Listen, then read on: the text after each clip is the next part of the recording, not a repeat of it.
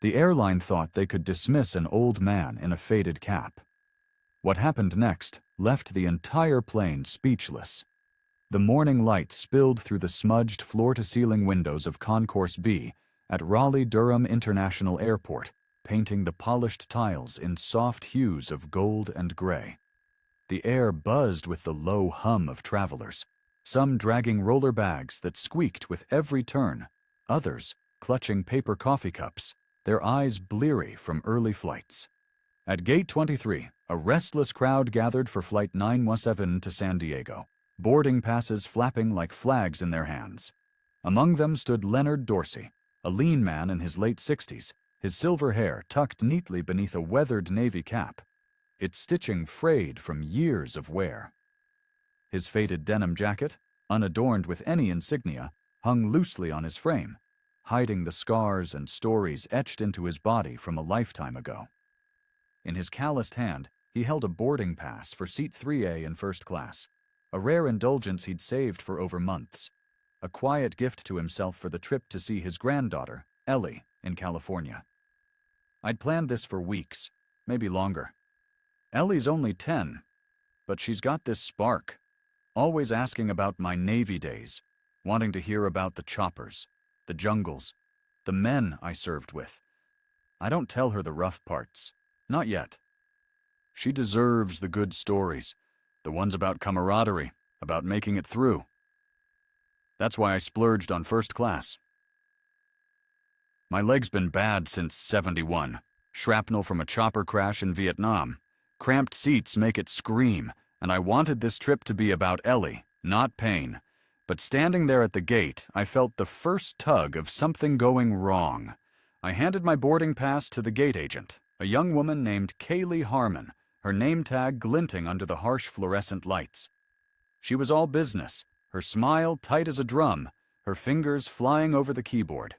The scanner beeped and her brow creased just for a second before she looked up at me. "Mr. Dorsey, there's been a change," she said, her voice clipped like she'd rehearsed it. "We've had to reassign your seat." I tilted my head, keeping my tone even. "Reassign? I booked 3A months ago, ma'am, paid extra for it." My knees were already aching from standing too long, and I could feel the weight of the crowd behind me, their impatience pressing like a physical thing. Kaylee's eyes flicked to her screen, then back to me, her smile thinning. "I'm sorry, sir, but we had an overbooking issue. A priority passenger needed the first-class seat. You've been moved to 27C, economy. Still a window." She slid a new boarding pass across the counter, her tone final, like she was reading from a script. I felt a knot tighten in my chest. "I paid for that seat," I said, slow and deliberate. "It's a 6-hour flight, and my leg doesn't do well in tight spaces." I wasn't begging, just stating facts. I'd learned long ago to keep my voice steady, even when the world pushed back. Kaylee's gaze darted to the line behind me, where a man in a slick suit was tapping his foot, muttering about delays. "It's out of my hands, sir," she said. "Management made the call. You can file a complaint online after the flight. Please proceed to the jetway. We're boarding now." She gestured toward the tunnel, already reaching for the next passenger's pass. I stood there for a moment, the weight of her words sinking in. Management. Priority passenger. I'd heard those kinds of phrases before, bureaucracy's way of saying you don't matter. A woman behind me sighed loudly, and a teenager nearby snickered, his thumbs dancing over his phone screen. To them, I was just an old man holding up the line, a nobody in a faded cap. They didn't know about the Silver Star, about the night I dragged 2 men from a burning helicopter while bullets tore through the air. I don't wear that story on my sleeve. Never have. I took the new boarding pass, the paper flimsy in my hand. "All right," I said, my voice barely above a whisper. I turned toward the jetway, my bad leg dragging slightly. The crowd parted around me, their eyes sliding past like I was part of the scenery. I could feel their judgment, their impatience. It stung, but I'd faced worse. Still, as I shuffled down the jetway, I thought of Ellie, waiting in San Diego with her gap-toothed grin. I'd promised her my old service cap, the one I wore now, and a story to go with it. That promise kept me moving. A woman in a sharp blazer brushed past me, her heels clicking on the jetway floor. "Excuse me," she snapped, her tone implying I was a roadblock. I caught a glimpse of her boarding pass. First class 3A, my seat. She didn't look back, her perfume lingering like a taunt. I stepped aside, my hands tightening around my duffel. On the plane, I found 27C, a middle seat in the back, squeezed between a snoring businessman in a wrinkled suit and a college kid with earbuds blasting something loud and tinny. The overhead bin was stuffed full, so I shoved my duffel under the seat, my knees protesting as I folded myself into the space. Across the aisle, a young mother was trying to calm a fussy toddler, her face flushed with exhaustion. Up front, in first class, I could see the woman from the jetway, Monica Valdez, her name tag read, settling into 3A, a glass of orange juice already in her hand. A flight attendant, Derek Porter, was chatting with her, all smiles and polished charm. The plane hummed as it taxied, the engines a low growl. I leaned back, trying to ignore the ache in my leg, the way the seat pressed into my hips. I'd been through worse: foxholes, firefights, months in a hospital bed with shrapnel wounds that never quite healed right. But this, being shuffled aside like I was nothing, hit differently. It wasn't just the seat. It was the way Kaylee had looked through me, the way Monica hadn't even glanced back. I was invisible, and it burned. Monica's voice carried from first class, loud and brash. "Can you believe they almost put some old guy in this seat?" she said to the man next to her, her laugh sharp as glass. "Like, come on, this is first class." I felt my hands clench on the armrests, but I kept my face still. The businessman next to me snorted softly, his eyes half closed. The kid with the earbuds didn't notice, lost in his music. I stared at the seat back in front of me, the safety card blurred through the haze of my thoughts. I'd carried men to safety, taken bullets for them, and now I was some old guy, to a stranger sipping a mimosa in my seat. The plane took off, climbing into the sky. I closed my eyes, picturing Ellie's face, her voice asking for stories. I'd get through this, for her. But the sting of Monica's words lingered, a quiet wound I couldn't shake. "You won't believe who stood up for me. This is just the start.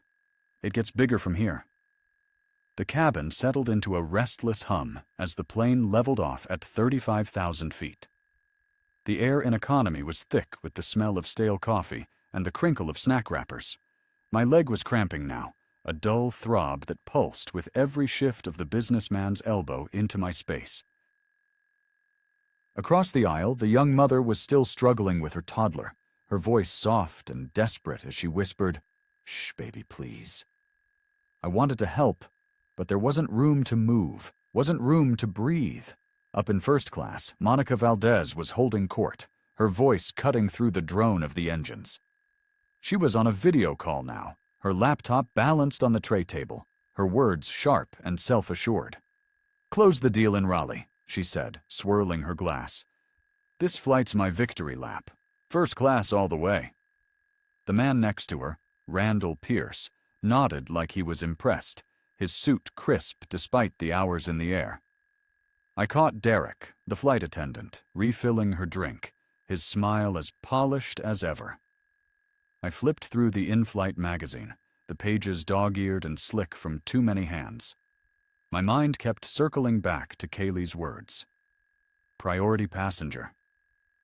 Who was so important that my months of saving, my careful planning, didn't matter? I wasn't angry, not exactly. I'd learned to swallow anger a long time ago, in places where losing your cool got you killed. But this felt personal, like the world was saying I'd outlived my usefulness.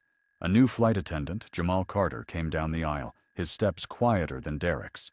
He was younger, maybe 30, with a warmth in his eyes that felt genuine.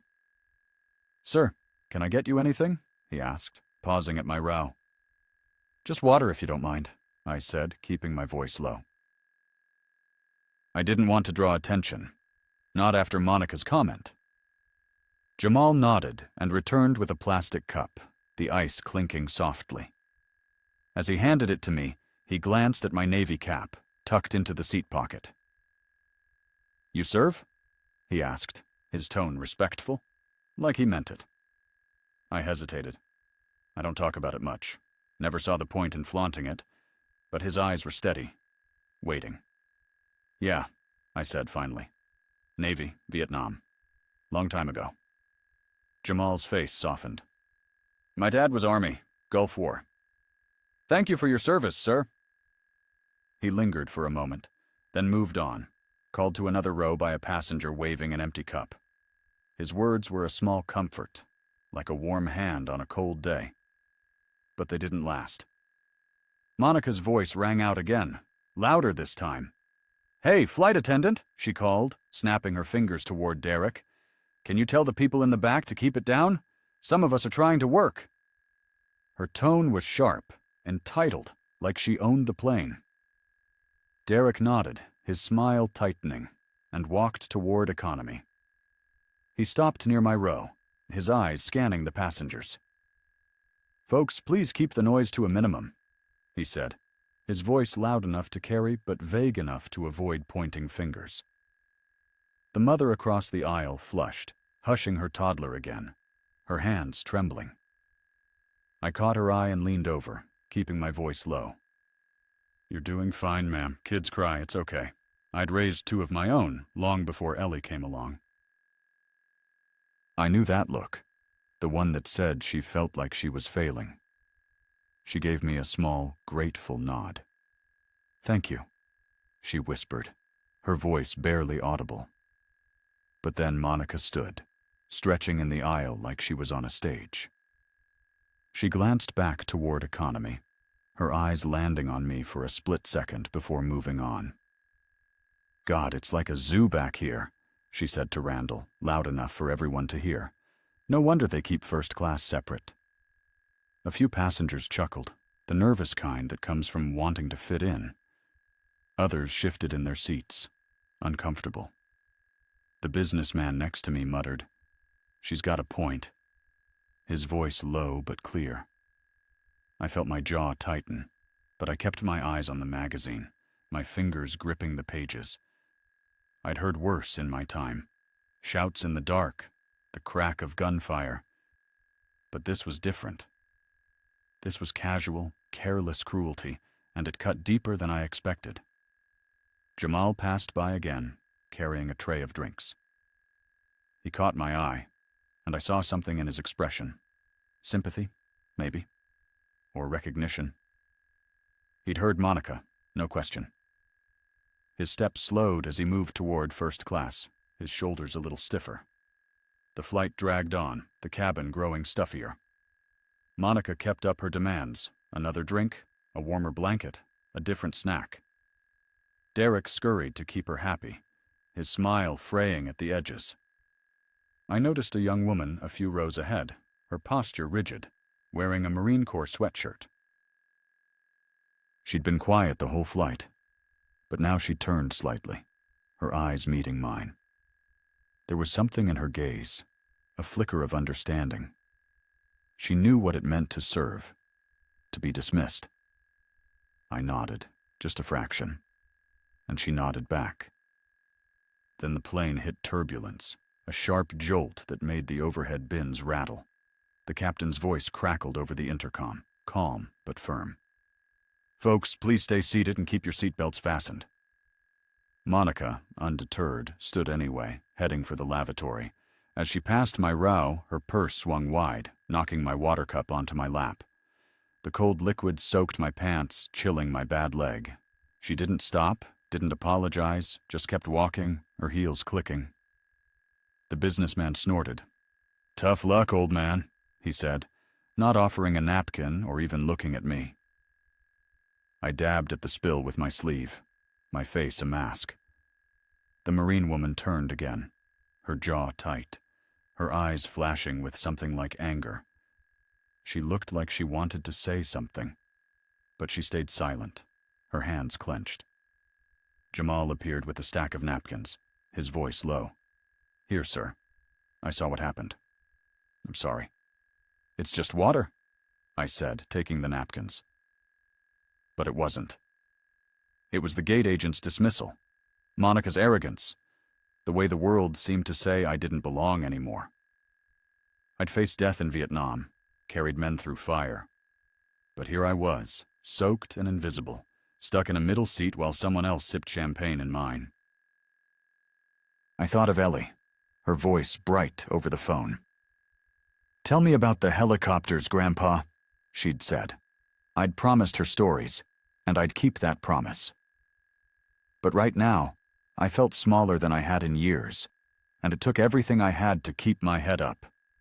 What happens next will shock you. Nobody saw it coming. But it's the moment that sets everything right. The plane was halfway to San Diego when the captain's voice broke through again, steady but urgent. "Ladies and gentlemen, we've been asked to make an unscheduled stop in Dallas. We'll be landing shortly. Please remain seated with your seatbelts fastened." A ripple of confusion spread through the cabin.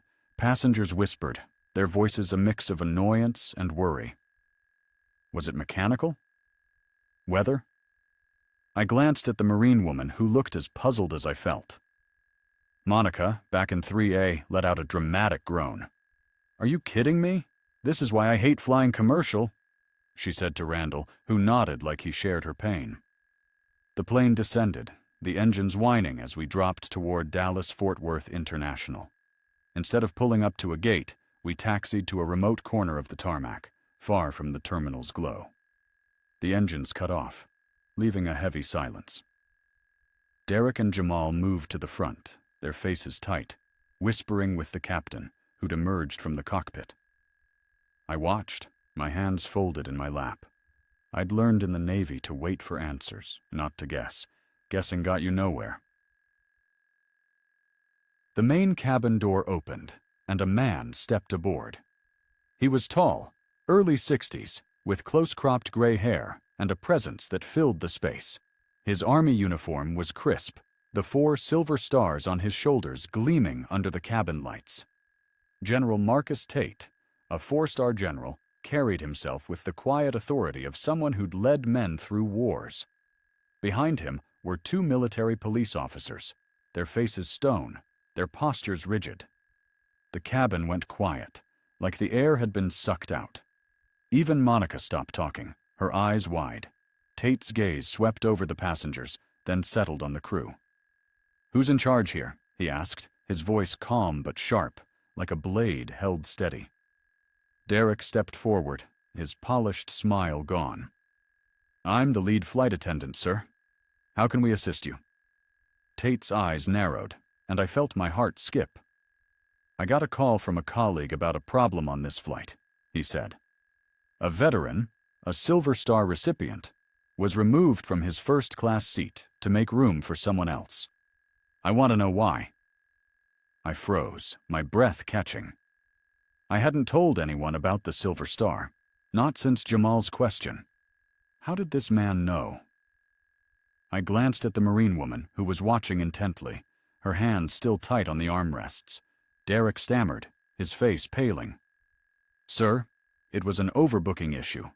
Management decided—" "Management doesn't get to disrespect a man like Leonard Dorsey," Tate cut in, his voice low but carrying through the cabin.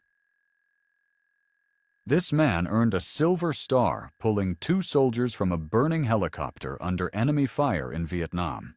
He spent 3 months in a hospital with shrapnel wounds that still pain him. And you thought someone else deserved his seat more? The silence was deafening. Monica shrank in her seat, her face red. Randall stared at his phone, avoiding everyone's eyes. I felt the weight of the cabin's attention, every passenger staring at me. I kept my gaze on the floor, my hand steady. But inside, my heart was racing. Tate turned to me, his expression softening, though his voice stayed firm. "Mr. Dorsey, I'm General Marcus Tate. Lieutenant Colonel Elena Martinez, sitting a few rows ahead, alerted me. He nodded toward the Marine woman, who gave me a small, respectful nod. She recognized your name from a Navy commendation list and contacted me through a mutual friend. I blinked, stunned. I hadn't spoken to Elena, hadn't even known she was on the plane. But she'd seen me, heard Monica's comments, and acted. I felt a lump in my throat, the kind that comes when you realize you're not as alone as you thought. Tate turned back to the crew. This man deserves better than a middle seat in economy, and he deserves an apology. Kaylee, who'd boarded with the ground crew, stepped forward, her hands trembling. "I'm so sorry, Mr. Dorsey," she said, her voice breaking. "I didn't know who you were. I just followed protocol." Monica stood, her voice shaky but defiant. "Look, I didn't ask for this. I paid for first class, same as him. It's not my fault." Tate's gaze snapped to her, and she faltered. "Ma'am, you're sitting in his seat," he said, each word deliberate. "And you've spent this flight disrespecting a man who's sacrificed more than you'll ever understand. Sit down." Monica sat, her face burning, her hands twisting in her lap. The other passengers were silent, some nodding in approval, others staring in awe. Jamal stepped forward, holding my duffel. "Sir, we've cleared 3A for you," he said, his voice steady. "Please." I shook my head, my voice quiet but firm. "I don't need the seat back. I just wanted to get to San Diego to see my granddaughter. But I appreciate this, General." Tate's eyes softened, a faint smile breaking through. "You're a better man than most, Dorsey. But you're taking the seat. That's an order." A ripple of laughter ran through the cabin, breaking the tension. I nodded, standing slowly, my leg protesting. As I made my way to first class, the passengers began to clap, a slow, steady rhythm that grew louder, filling the plane. Elena stood as I passed, saluting me. "Semper Fi, sir," she said, her voice clear. I returned the salute, my eyes stinging. "Thank you, Colonel." I settled into 3A, the seat soft and spacious, the cabin quiet now. Tate addressed the crew one last time. "This doesn't happen again. Not to him, not to any veteran, understood?" Derek and Kaylee nodded, their faces pale. Monica stared out the window, silent, her confidence gone. The plane's engines roared back to life, and we prepared to continue to San Diego. I looked out at the tarmac, thinking of Ellie, of the stories I'd tell her, not just of Vietnam, but of today.